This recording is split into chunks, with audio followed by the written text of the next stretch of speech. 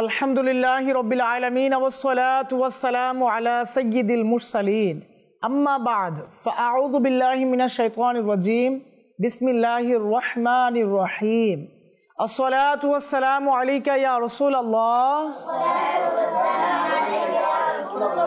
ওয়া আলা আলিকা ওয়া আসহাবিকা ইয়া হাবিবাল্লাহ الصلاة والسلام عليك يا نبي الله وعلى آلك وأصحابك يا نور الله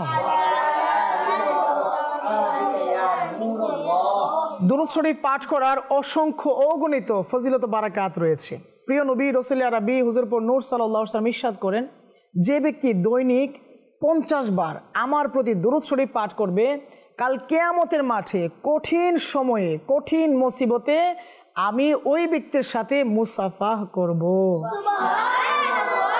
আল্লাহু আকবার। একবার ভাবুন যে ওই সময়টা কত ভয়াবহ হবে।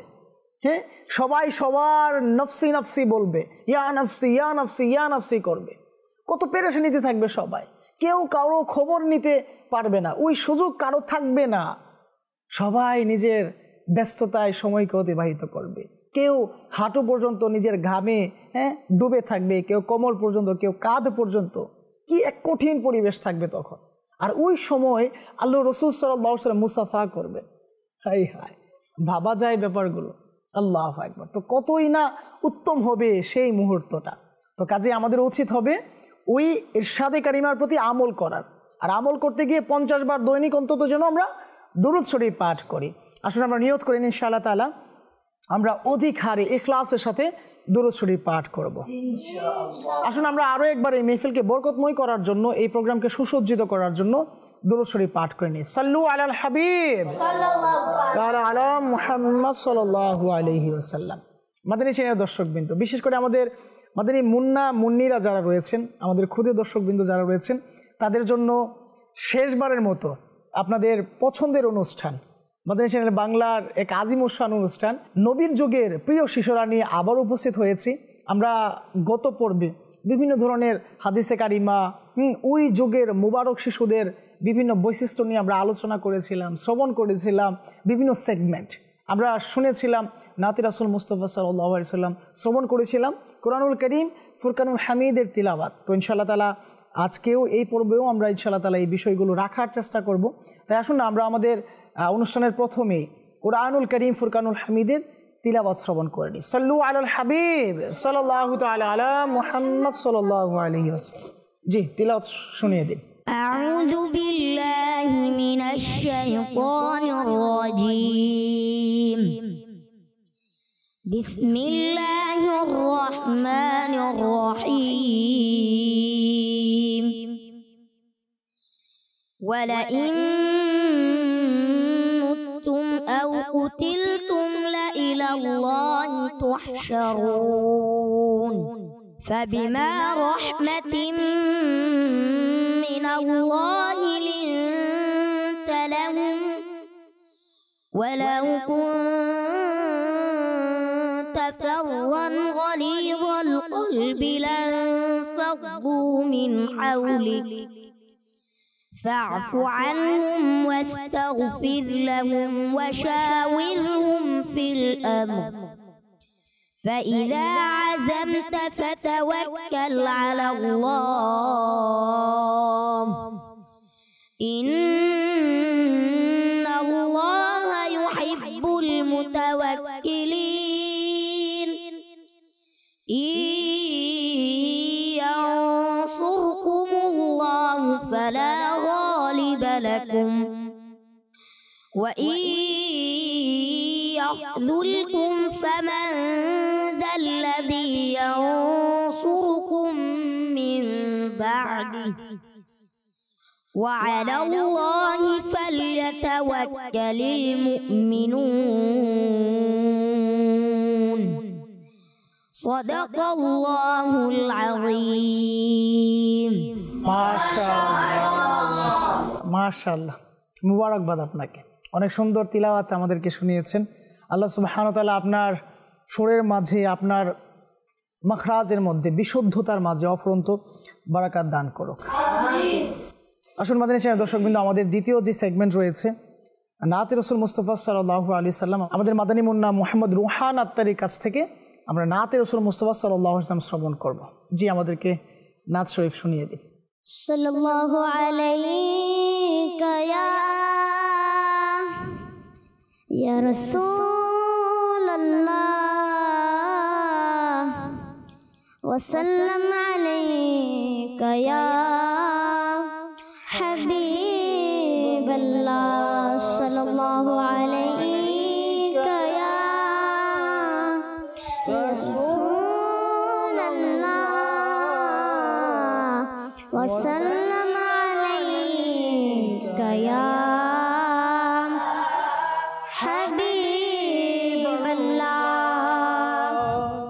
ভালোবাসি ভালোবাসি প্রিয় নবীকে, ভালোবাসি ভালোবাসি প্রিয় নবীকে, আমরা আল্লাহ আর নবীকে ভালোবাসি, আমরা আল্লাহ আর নবীকে ভালোবাসি, তাই তো মোরা জান্নাতেরই অধিকারী, তাই তো মোরা জান্নাতেরই অধিকারী, ভালোবাসি ভালোবাসি প্রিয় নবীকে, ভালোবাসি ভালোবাসি প্রিয় নবীকে, আবু বকর উমর উসমান আলী, আবু বকর উমর উসমান আলী, সব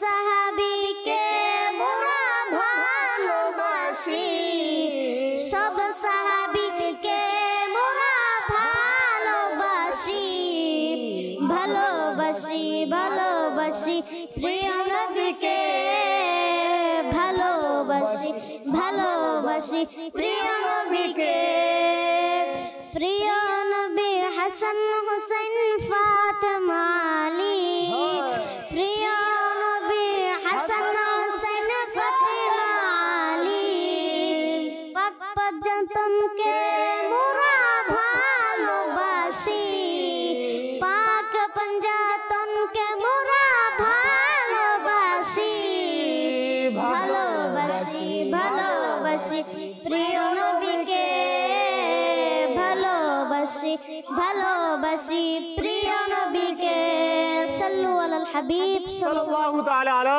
মুহাম্মদ সাল্লাল্লাহু আলাইহি ওয়াসাল্লাম।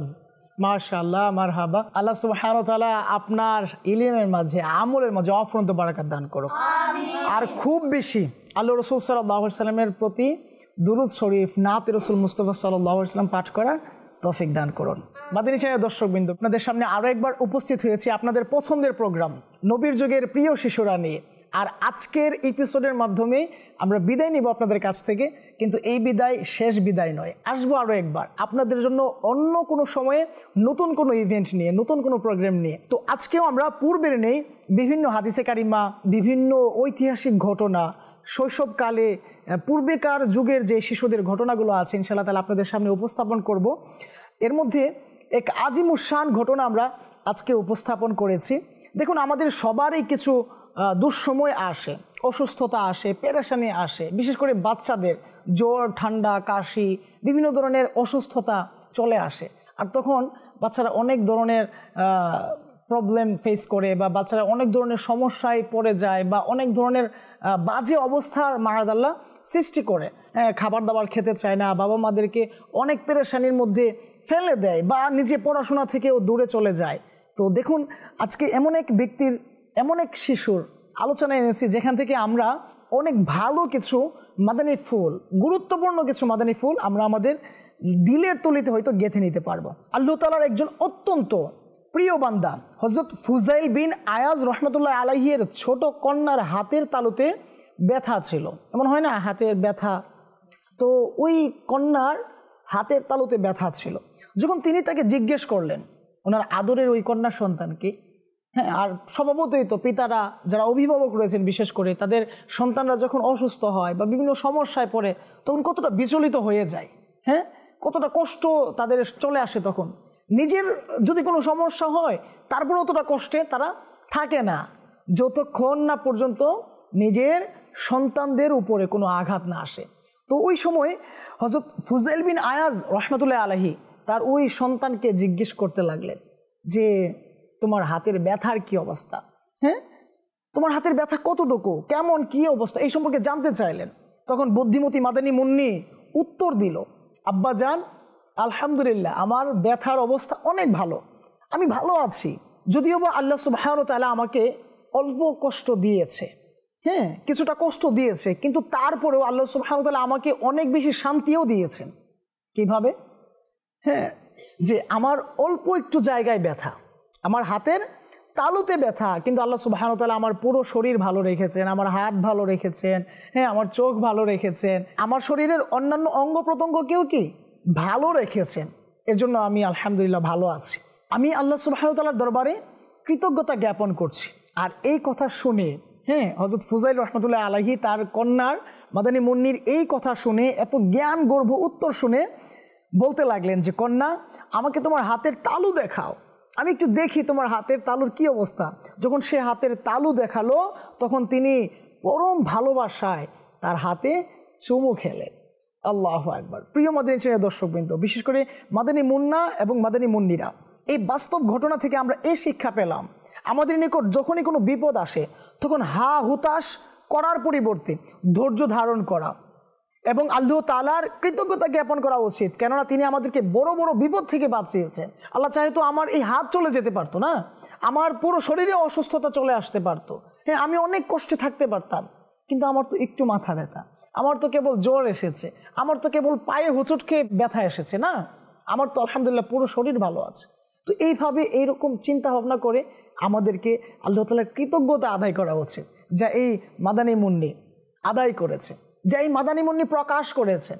আচ্ছা এমনটা হতে পারতো না যে যখন বাবা জিজ্ঞেস করলো মা তোমার কি অবস্থা, হ্যাঁ এমনটা হয় না আজকাল যে বাবার এই আবেগ ঘন পরিবেশ বা আবেগ ভরা কণ্ঠ শুনে যেই ব্যথা না ছিল তার চাইতে অধিক ব্যথা প্রকাশ করতে লাগলো। আজকাল হয় আমাদের ঘরে, হ্যাঁ আজকাল হয় এইসব কিছু। অল্প একটু জ্বর আসতে না আসতেই 4-5টা ফোন চলে আসে, হ্যাঁ নাপা, কেউ বলে প্যারাসিটামল, কেউ বলে নাপা এক্সট্রা, আই হাই কত ওষুধের, কেমন যেন মানে সবাই এক একজন হ্যাঁ মানে ফার্মাসিস্ট হয়ে গেছে, মানে এক একজন কত পরামর্শ দিতে থাকে এটা সেটা করার জন্য। কিন্তু জান কোরবান তাদের প্রতি, কি ঘর পেয়েছিলেন তারা, আর কি শিক্ষা পেয়েছে তারা, আর কত জ্ঞান গর্ভ উত্তর আলহামদুলিল্লাহ প্রদান করেছিলেন তারা। তো আসলে এই সকল ঘটনা, এই সকল ঐতিহাসিক ঘটনা, বাস্তব ঘটনাই পারে আমাকে আপনাকে সুন্দর পথে পরিচালিত করতে। আর তো আপনি একটু ভাবুন তো, আজকে যদি আমার একটু মাথা ব্যথা থাকে, এখন আমার বাবা আমার বড় ভাই জিজ্ঞেস করতেই পারেন যে কি অবস্থা, এখন যদি আমি বলি আমি তো মাথা নিয়ে উঠতেই পারছি না, এতে কি আমার মাথা ব্যথা কমে যাবে? আমি কি ভালো হয়ে যাব? বরং আমি আমার ওই ভাইয়ের মাথার ব্যথার তৈরির কারণ হয়ে গেলাম। মানে আমার কথা শুনে আমার ভাইয়ের মাথা ব্যথা কি আরম্ভ হয়ে গেল। কিভাবে? উনি টেনশন করতে লাগলেন, হাই হাই আমার ভাই অসুস্থ, হ্যাঁ সে মাদ্রাসায় আছে, তার জ্বর হয়েছে শুনলাম, হ্যাঁ সে খেতে পারছে না শুনলাম, তার পেরেশানি, তার বিভিন্ন ধরনের সমস্যা, হাই হাই কি করব কি না, এভাবে কি পেরেশানিতে পড়ে যায়। আলহামদুলিল্লাহ আমরা শুনলাম ওই মুবারক যুগের, ওই পবিত্র যুগের মাদানী মুন্নির ঘটনা। তো মাদানী চ্যানেলের দর্শকবৃন্দ, বিশেষ করে মাদানী মুন্নিরা, আসলে সত্যি কথা বলতে মাদানী মুন্নিরা পরিবারে বা বাবা মার কাছে অনেক বেশি প্রিয় হয়। বিশেষ করে বাবাদের কাছে তো মেয়েদের তুলনাই হয় না। হ্যাঁ কীভাবে যেন একটা কথা বলে যে হাজার সমস্যা কি সমাধান, বা হাজার সমস্যা হলেও আমার মেয়ে দ্বারা এটা ডাজন্ট ম্যাটার, এটা কিছুই না, আমার মেয়ে বাস করছে তো কি হয়েছে, এরকম আদরের থাকে মেয়েরা। কিন্তু এই আদরের জায়গাটাকে দুর্বলতা হিসাবে ব্যবহার করা যাবে না, আমাদেরকে সতর্ক থাকা উচিত। আমাদেরকে ব্যথাগুলোকে হজম করার, এই ব্যথাগুলো অনুভব করার আল্লাহ তাআলা যেন সেই তৌফিক দেয়, আল্লাহ তাআলার কাছে সেই দোয়া আমার আপনার করা উচিত। সাল্লু আলাল হাবিব সাল্লাল্লাহু তাআলা আলা মুহাম্মদ সাল্লাল্লাহু আলাইহি ওয়াসাল্লাম। আচ্ছা আমরা আমাদের এক বিশেষ সেগমেন্ট রেখেছিলাম মাদানী চ্যানেলের দর্শকদের উদ্দেশ্যে, বলতে হবে যে বিষয়ে। তো আমরা এই বিষয়ে যাব, কিন্তু তার আগে তো টোকেন নিব নাকি, যেখানে কি বিষয় আছে ওই বিষয়ে আমরা ইনশাল্লাহ শুনবো। কে আসবেন? কে আসবেন? অনেকে হাত উঠাইছেন, মাশাআল্লাহ, আপনি আসেন। ওঠান।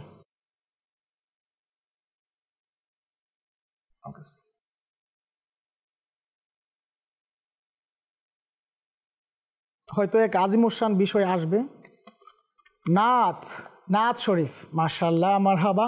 আমরা অনেকগুলো বিষয় এর আগে শুনেছিলাম, অনেক বিষয়ে মাদানী ফুল আপনারা অনেকেই দিয়েছেন। তো নাত শরীফ আসলে এই বিষয়টাও এই জন্য রাখা, আমরা যেন নাতের প্রতি চর্চা করি, আমরা যেন নাত খুব বেশি শুনি বা নাত শরীফ যেন খুব বেশি পড়ি। এতে করে আমাদের দিল অনেক নরম হবে, আমাদের দিল প্রশস্ত হবে। আর দুরূদ শরীফ যত পড়বো ততই তো আমাদের স্মরণ শক্তি মজবুত হবে। এমন অনেকে আছে না যে স্যার আমি তো এটা পড়েছিলাম ভুলে গিয়েছি, হুজুর আমি তো এটা কালকেই শিখেছিলাম, আজকে আমার খেয়াল নেই, মনে নেই। এই যে একটা সমস্যা, এটাও দূর হবে দুরূদ শরীফ পাঠ করার বদৌলতে। এটাও দূর হবে আল্লাহ রাসূল সাল্লাল্লাহু আলাইহি ওয়াসাল্লামের প্রতি মহব্বত পোষণ করার বদৌলতে। তো কি নাচ শোনাবেন আপনি? ওনাকে মাইক দেন। জি বলেন, কি নাচ বলবেন আমাদেরকে শোনান আপনি আমাদের সেই দর্শকদের উদ্দেশ্যে। সাল্লাল্লাহু আলা মুহাম্মদ সাল্লাল্লাহু আলাইহি ওয়াসাল্লাম, সাল্লাল্লাহু আলা মুহাম্মদ সাল্লাল্লাহু আলাইহি ওয়াসাল্লাম। জি, আর কে আছেন আমাদের এখান থেকে মানে বিষয়কে নির্ধারণ করে বা বিষয়কে পছন্দ করে মাদানী চ্যানেলের ক্ষুদে দর্শকদের উদ্দেশ্যে যে অনেকে হাত উত্তোলন করেছেন? মাশাআল্লাহ। কাকে নিব, কাকে না? আপনি আসেন, আপনি ছোট আছেন। মাশাআল্লাহ, মাশাআল্লাহ, আসেন তো রাখেন। জি, কি আসে দেখি আপনার, দেন আমার কাছে দেন। আপনি এখানে দাঁড়ান, এখানে দাঁড়ান। সুবহানাল্লাহ, মাশাআল্লাহ, অনেক সুন্দর এক বিষয় এসেছে, চারা গাছ। চারা গাছ কি এসেছে? চারা গাছ। এই চারা গাছ সম্পর্কে যদি আপনি মাদানী চ্যানেলের ক্ষুদে দর্শকদের উদ্দেশ্যে কিছু মাদানী ফুল দিতেন। ছোট্ট একটা গাছ একদিন অনেক বড় হয়ে উঠবে, মাশাআল্লাহ। তাই এই ছোট্ট গাছকে এত অবহেলা না করে বাড়ির পাশে, বাসা বাড়ির পাশে লাগিয়ে দিব। এই গাছ থেকেই আমাদের অক্সিজেন। মাশাআল্লাহ, মাশাআল্লাহ। এই গাছ আমাদেরকে অক্সিজেন দেয়, এই গাছ আমাদেরকে আরো অনেক কিছু দেয় নাকি? এই গাছ আমাদেরকে অক্সিজেন দেয়। আর কি কি দেয়? গাছ আমাদেরকে আরো কি কি দেয়? এই গাছ ফল দেয়। ফল দেয়। মাশাআল্লাহ। এই গাছ ছায়া দেয়, ফুল দেয়। মাশাআল্লাহ। আরো কি দেয়? কি কি দেয়? বাতাস। এই গাছ আমাদেরকে বাতাস দেয়। আর সবচেয়ে যে মারাত্মক এক ক্ষতিকারক গ্যাস আমাদের শরীর থেকে বের হয়, যেটাকে আমরা হাইড্রোজেন বলে থাকি, ওই হাইড্রোজেন গ্যাস ওই গাছ কি করে নেয়? শোষণ করে নেয়।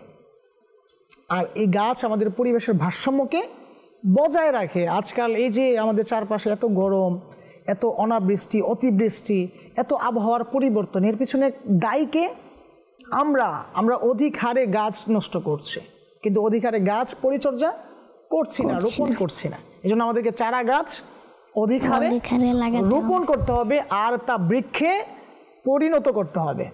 দাওয়াত ইসলামী প্রতিষ্ঠাতা আমির আহলে সুন্নাত দামাত বারাকাতুহুল আলিয়া এর এক আজিমুসান স্লোগান, যা FGRF এর মাধ্যমে সংগঠিত হয়ে থাকে, যে চারা গাছকে বৃক্ষে রূপান্তরিত করতে হবে। চারা গাছকে বৃক্ষে রূপান্তরিত করতে হবে, তাকে পরিচর্যার মাধ্যমে তার সঠিক পরিচর্যা যেভাবে আমাদের করা উচিত সেভাবে করে তাকে একদিন বৃক্ষে রূপান্তরিত করতে হবে। আর ওই বৃক্ষ একদিন আমাদেরকে ছায়া দেবে, অক্সিজেন দেবে, ফলমূল দেবে। মাশাআল্লাহ, অনেক সুন্দর বলেছে। মারহাবা, শুকরিয়া। জি, আর কি আসবেন? মাশাআল্লাহ, অনেকে আসবে। আপনি আসবেন? আচ্ছা, আসেন, উঠান দেখি কি আসে, আমার কাছে দিন।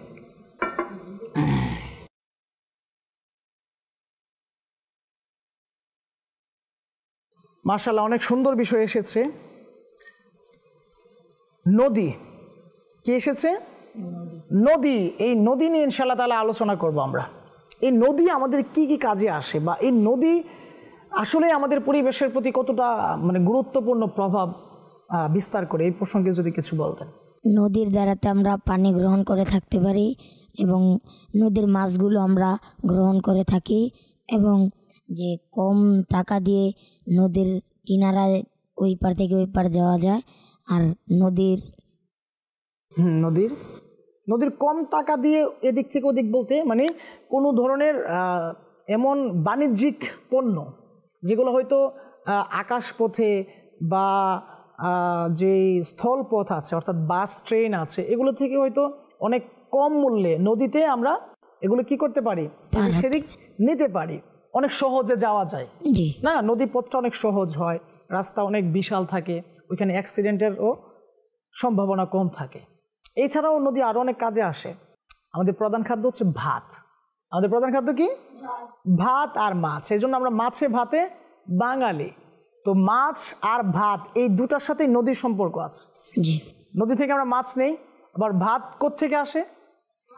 ধান থেকে। চাল থেকে আসে। ভাত কোত্থেকে আসে? চাল থেকে। চাল কোত্থেকে আসে? ধান থেকে। ধান কোত্থেকে আসে? পানি থেকে। ধান আসে গাছ থেকে, ধান গাছ থেকে। ওই গাছ কিভাবে বেড়ে ওঠে? পানি বা সেচ কাজের মাধ্যমে এর বেড়ে ওঠা, বা মানে পানি ছাড়া ধান গাছ বাঁচতে পারবে না। আরো অন্যান্য বিষয় আছে ধান গাছের সাথে, কিন্তু পানি অনেক গুরুত্বপূর্ণ ভূমিকা রাখে। তো আমরা কৃষিকাজে কি এই পানি ব্যবহার করে থাকি। কৃষিকাজ, কৃষি ফলন আমরা পানি ব্যবহারের মাধ্যমে ফলিয়ে থাকি। তো এছাড়াও অনেক আরো গুরুত্বপূর্ণ বিষয় আছে নদী। তো এই নদী আমরা আজকাল জেনে না জেনে, বুঝে না বুঝে আমাদের বিভিন্ন মানে আবর্জনার মাধ্যমে, আস্তাগফিরুল্লাহ, আমরা ওই নদীগুলোকে কি করছি? দূষণ করে যাচ্ছি, নষ্ট করছি। আচ্ছা, আদৌ কি আমাদের এই নদীগুলো দূষণ করার অনুমতি আছে? জি না। অধিকার আছে? জি না। তো আমাদেরকে কি করতে হবে? নদীকে ভালোভাবে যত্ন করে রাখতে হবে। যেমন অপ্রয়োজনীয় যত বিষয়বস্তু আছে এগুলো নদীতে ফেলানো যাবে না। ফেলা যাবে না। মাশাআল্লাহ, অনেক সুন্দর বলেছেন। মাশাআল্লাহ, মারহাবা। মাদানী চ্যানেলের প্রিয় দর্শকবৃন্দ, আপনারা শুনলেন আমাদের মাদানী মুন্নাদের কাছ থেকে বিভিন্ন সমসাময়িক বিষয়ের পরিবেশের সাথে ভারসাম্য রাখে এরকম কিছু বিষয়বস্তুর সম্পর্কে মাদানী ফুল। তো আসুন আমরাও নিয়ত করে নিন ইনশাআল্লাহ তাআলা আমাদের চারপাশের পরিবেশকে আমরা সুন্দর রাখবো, আমাদের পিতামাতার সাথে আমরা ভালো আচরণ করব, আমাদের বাজে সময়গুলোকে আমরা গোপন রাখার চেষ্টা করব, বাবা মাকে পেরেশানি দিব না, আমরা আমাদের সুন্দর এই জীবনকে আল্লাহর রাসূল সাল্লাল্লাহু আলাইহি ওয়াসাল্লামের সুন্নাতে মুবারাকার মাধ্যমে সাজিয়ে নেওয়ার, গুছিয়ে নেওয়ার চেষ্টা করব। আর বিশেষ করে মুহররমুল হারাম আমাদের মধ্যে অতিবাহিত হচ্ছে, আজকে 7ম দিন রয়েছে। তো আমরা আগামী দিনগুলোতে মুহররমুল হারামের যে তাৎপর্য রয়েছে এই বিষয়গুলো সম্পর্কে জানার চেষ্টা করব। মাদানী চ্যানেল বাংলায় ওই অনুষ্ঠানগুলো চলমান রয়েছে। তো আপনারা দেখুন, হ্যাঁ, আপনাদের অভিভাবকদেরকে দেখান। আর মুহররমুল হারামের যে হৃদয় বিদারক ঘটনা রয়েছে, হ্যাঁ, কারবালার যে ঘটনা রয়েছে সেই সম্পর্কেও একটু ধারণা নিন। আর এটাও আলহামদুলিল্লাহ মাদানী চ্যানেল আপনাদেরকে দিচ্ছে। তো কাজে আমি অনুরোধ করব, নিজের সময়কে ইলমি দিন হাসিলের মাধ্যমে অতিবাহিত করান, নিজের সময়কে মাদানী চ্যানেল বাংলার সাথে অতিবাহিত করান। তো যেতে যেতে আপনাদেরকে এই অনুরোধ করব, ভালো থাকুন, সুস্থ থাকুন, মাদানী চ্যানেল দেখতে থাকুন। সাল্লু আলাল হাবিব সাল্লাল্লাহু তাআলা আলা মুহাম্মদ সাল্লাল্লাহু আলাইহি ওয়াসাল্লাম।